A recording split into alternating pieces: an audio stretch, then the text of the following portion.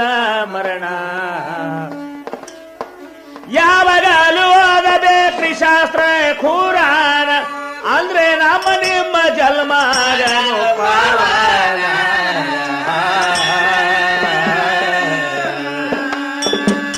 ಧರಣಿಯ ಮ್ಯಾಲ ಸೂರ್ಯನ ಕಿರಣದಂತವರು ಮೈಬೂಸು ಬಾಲಿತ ಉಲ್ಲಾಸನ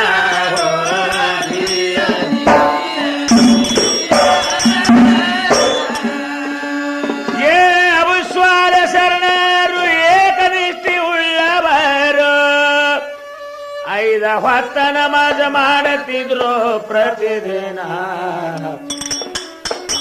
ಆ ನಮಾಜ ಮಾಡವ್ರ ನಿಷ್ಠ ಎಂತದ್ರಣ್ಣ ಅವರು ತಿನ್ನವರಲ್ಲೋ ಮತ್ತ ಬರುದೋರ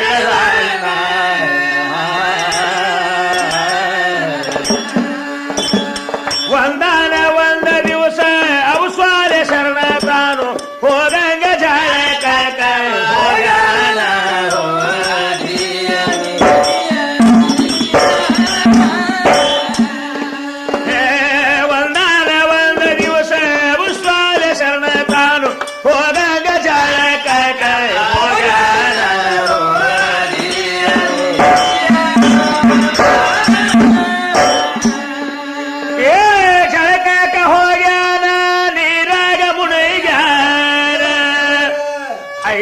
ಸಾರಿ ನೀರಾಗ ಮುಳುಗಿ ಎದ್ದಾನ ಆ ನೀರಿನ ಮ್ಯಾಗ ಬತ್ತ ಬಂದ ಸೇಬಿನ ಹಣ್ಣ ಬಂದ ಕೂಳೆ ಶರಣರಾಗ ತರ್ಲಾರ ಕಣ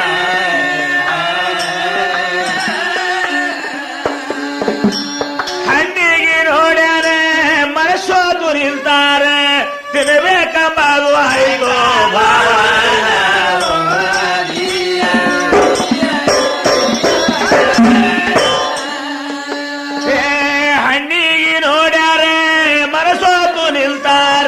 ತಿನ್ನಬೇಕಂಬಾದೆ ಆಯಿತು ಭಾವ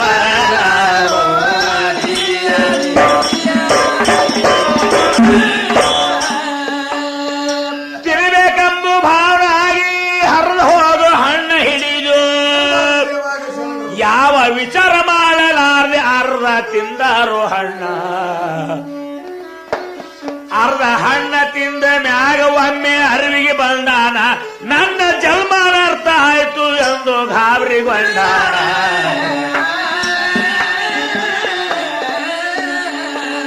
ಯಾವರವ ಪುಣ್ಯಾತ್ಮ ಎಲ್ಲಿ ತೋಟ ಮಾಡ್ಯಾನೇನು ಹಣ್ಣಾಗುತ್ತರ ಕಷ್ಟದಿಂದ ದುಡಲಾನ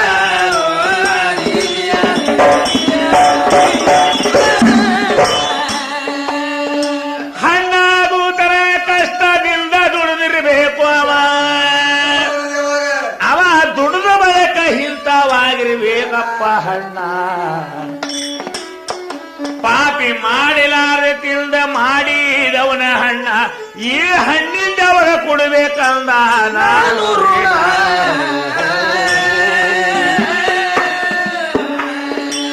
ಈ ಹಣ್ಣಿನ ನಾನು ಕುಳ್ಳಾರೆ ಮನೆಗೆ ಹೋದ್ರ ಅಲ್ಲ ಹೇಗ ಸ್ವರ್ಗ ಲೋಕ ಕೊಡುತ್ತಾನ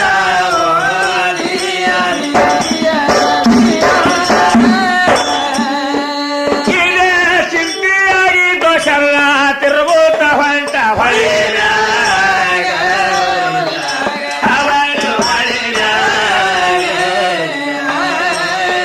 ಬಂದ ತಿಂಗಳ ದಾನ ಶರಣ ತಿರುಗುತ್ತಿದ್ದ ನದಿಯ ದಲಿನ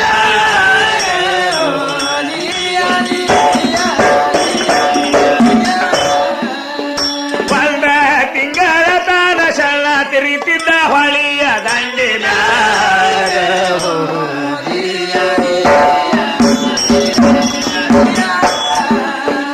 ತಿಂಗಳಾದ ಬಳಿಕ ಗಿಲಾನಿ ಎಂಬರೆ ಪಟ್ಟಣ ತಿತೋ ಶರಣ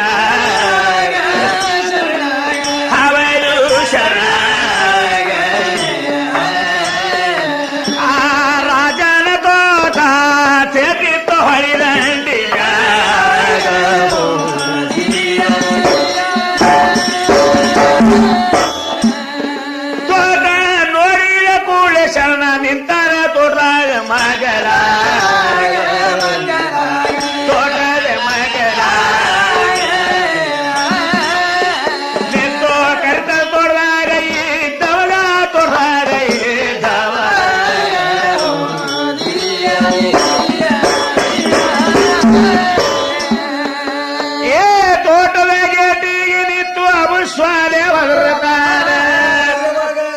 ಅದ್ರಾಗ ಮಾಲಕರ ಯಾರು ಇದ್ದಿರಿ ಬರ್ರಿ ಅಂತಾನ.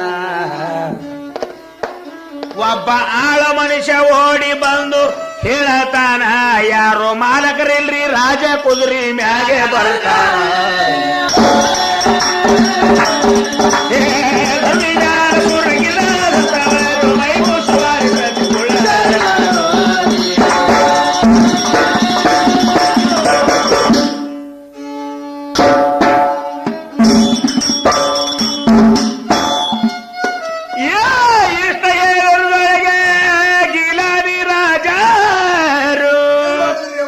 ಅಪ್ಪ ಕೊತ್ತ ಬಂದಾರ ಕೂದರಿಯ ಮ್ಯಾಗ ಮುದುರಿ ಹೊಡೆದು ಹೋಗಿರಿಲ್ತ ಅವನ ಎದರೀಗ ಎಂತ ಪಾಪಿಷ್ಟ ರಾಜ ನೀನು ಭೂಲೋಕ.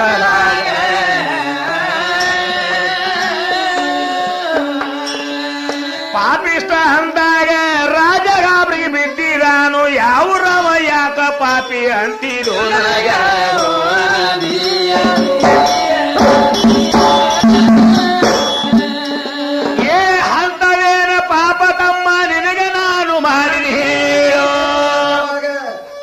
ಇದಕ್ಕ ಎಂತ ಪಾಪ ಮಾಡ್ಬೇಕಂತಪ್ಪ ನನಗ. ಇಂತ ಹಣ್ಣಿನ ತೋಟ ಮಾಡಬಾರ್ದು ಹೊಳಿದಂಡಿ ಮ್ಯಾಗ, ಮಳ್ಳ ನಿನ್ನ ಹಣ್ಣ ಹರ್ಕೊಂಡ ಬರ್ತಿರ್ತಾವೋ ನೀರಾಗ.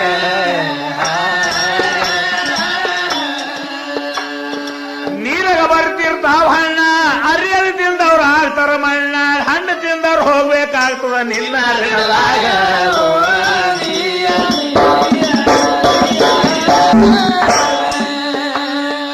ಇವನ ಮಾತಿನ ಲಕ್ಷಣ ಕಂಡು ರಾಜ ವಿಚಾರ ಮಾಡತಾನೆ. ಇವನಿಗೇನಾಗ್ಯದಂಬುದು ಅರಿಬೇಕಂತ ಮನದಾಗ. ಇರ್ಲಿ ತಮ್ಮ, ನಿನಗೇನು ಹಂತದಾಗದ ಹೇಳಪ್ಪ ನನಗ, ನಿನ್ನ ಹಣ್ಣ ಬಂದು ಮೊನ್ನೆ ನನಗ ಸಿಕ್ಕಿತು ನೀರಾಗ.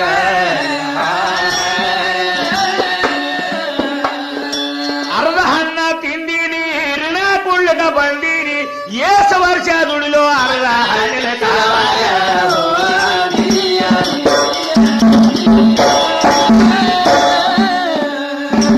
ಅರ್ಧ ಹಣ್ಣ ತಿಂದೀನಿ, ಋಣ ಕುಳ್ಳಕ ಬಂದೀನಿ, ಏಸು ವರ್ಷ ದುಡಿಲೋ ಅರ್ಧ ಹಣ್ಣಿನ ಕಾಲಾಗ.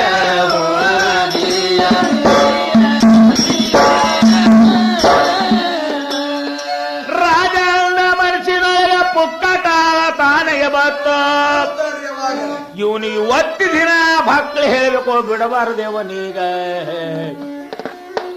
ತಮ್ಮ ನನ್ನ ಹಣ್ಣಿನ ಎಂದು ಕೂಡ ಆಗುವುದಿಲ್ಲ ಮನೀಗ, ಸುಮ್ಮ ಬೇಕರಿನಂತೂ ಆಡೆ ಕಟ್ಕೊಂಡು ಹೋಗೋ.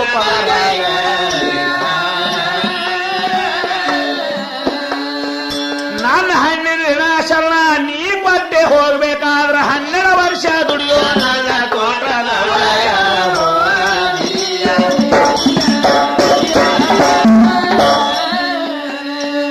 ಅರ್ಧ ಹಣ್ಣಿಗಾಗಿ ನೋಡ್ರಿ 12 ವರ್ಷ ಶಿಕ್ಷೆ ಅಂದ್ರೆ, 12 ವರ್ಷ ಅಂದಾಗ ಹರುಷ ಆಯ್ತು ಅಭಿಶ್ವಲಿ ಶರಣರಿಗ. ರಾಜ ನಿನಗ ಆಗಿರಬೇಕು 12 ವರ್ಷ ಇದ್ದಂಗ, ನನಗ ಕೇವಲ 12 ತಾಸ ಬೆನ್ನಿಗಿದ್ದಂಗ.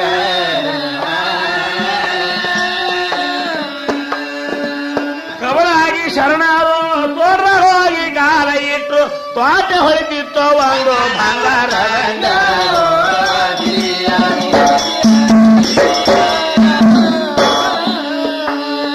ಕಟ್ಟಿದ ಕುದುರೆಗೆ ರಾಜರು ಜಿಟ್ಟಿಸಿ ನೋಡು ಒಳಗೆ ನೋಡ್ರಿ, ಆ ಕುದುರೆ ಬಣ್ಣ ಸೈತೆ ಕಾಣ್ತಿತ್ತು ಬಂಗಾರದಂಗ.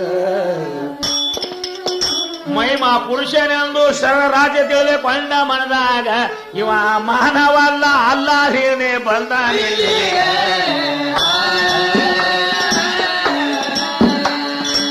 ಅರ್ಧ ಹಣ್ಣಿಗಾಗಿ 12 ವರ್ಷ ದುಡ್ಲಿಕ್ಕೆ ನಿಂದಿರ್ಬೇಕಾದ್ರೆ ಎಂತ ಶರಣರ ವಿಚಾರ ಮಾಡ್ರಿ ಮನಸ್ಸಿನ ಒಳಗ.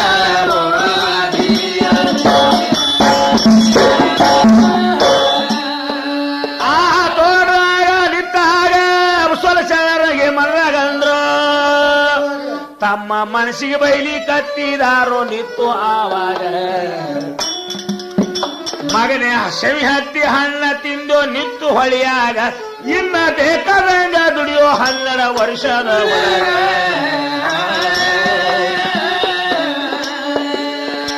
ಅರ್ಧ ಹಣ್ಣು ತಿನ್ನಿ ಅಂದ್ರ ಈ ಹಣ್ಣಿನ ಬಲನೆ ಬೆಳೆಸ್ಬೇಕಂದ ಅವ್ರ ತಿಳ್ದ ಬೀಜ ಇದ್ದು ಅವ್ರ ಕಿಸದಾಗ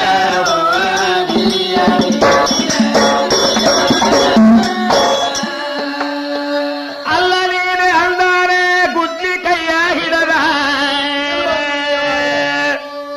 ಅಪ್ಪ ಮಡಿಗಳ ಮಾಡಿದ ಏಕನಿಷ್ಠಿಯ ಒಳಗ ತಾನು ತಿಂದ ಬಿದ್ದ ಇದ್ದು ತಾನೇ ಹಿಡಿದನ ಕೈಯಾಗ ಅಪ್ಪ ಬೀಜ ಒಯ್ದು ಊರಿ ಬಿಟ್ಟ ಎಲ್ಲ ಮಳೆಯಾಗ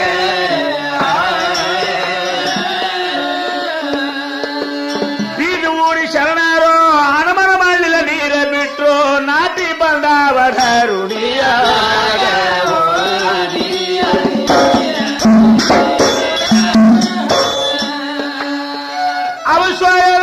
ಹಣ್ಣ 6 ವರ್ಷದ ಆದೂರಣ್ಣ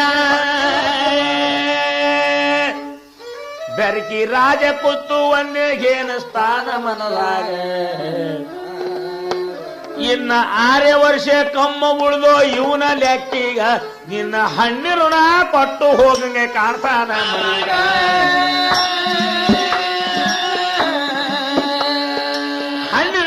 ಕೊಟ್ಟಿವ ಮನಿ ಹೋಗಿ ಕಾಣ್ತಾನ ನನ್ನ ಹೆಣ್ಣು ಕೊಟ್ಟು ಲಗ್ನ ಮಾಡಬೇಕು ಬಿಡವ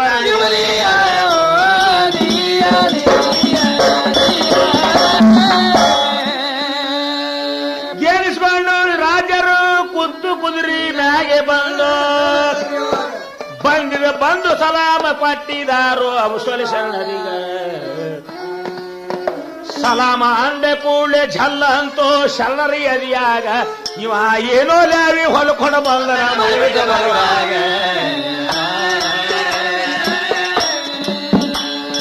ನನಗಾಗವ ಸಲಾಮ್ಯವಾಗ ರಾಜ ನನಗೆ ಕೊಟ್ಟನಂದ್ರ ಏನೋ ತಿಪ್ಪಲಿಲ್ಲ ನನಗೆ ಸಲಾಮ ಕೊಟ್ಟಲಿ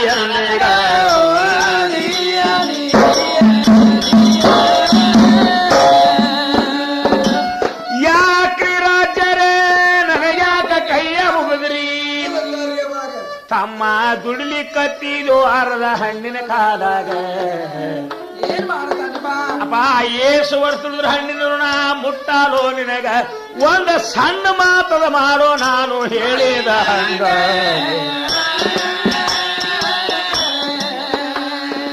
ಹಣ್ಣಿನ ಋಣ ಮುಟ್ಟಬೇಕಾದ್ರೆ ಹೆಣ್ಣು ಕೊಟ್ಟು ಲಗ್ನ ಮಾಡ್ತಾ ಋಣ ಮುಟ್ಟತಾದ ಬೇಕಾದಂಗ ಹೋಗಪ್ಪ ಮನೆಗ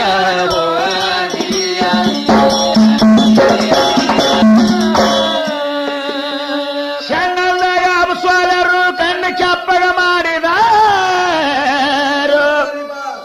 ರಾಜ ಅಟ್ಟು ಮಳ್ಳಗಿ ಬಂದು ಸಿಕ್ಕಿಲೋ ನಿನ್ನ ಕೈಯಾಗ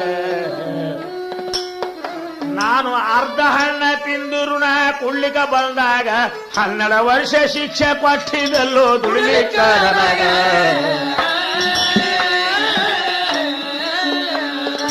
ನಿನ್ನ ಮಗಳ ಕೊಟ್ಟು ಇನ್ನ ನನಗ ಲಗ್ನ ಮಾಡಿ ಒಟ್ಟು ನನಗೆ ಹುಗುಳ್ಬೇಕಂತ ನಿನ್ನ ತ್ವಾಟದ ಒಳಗ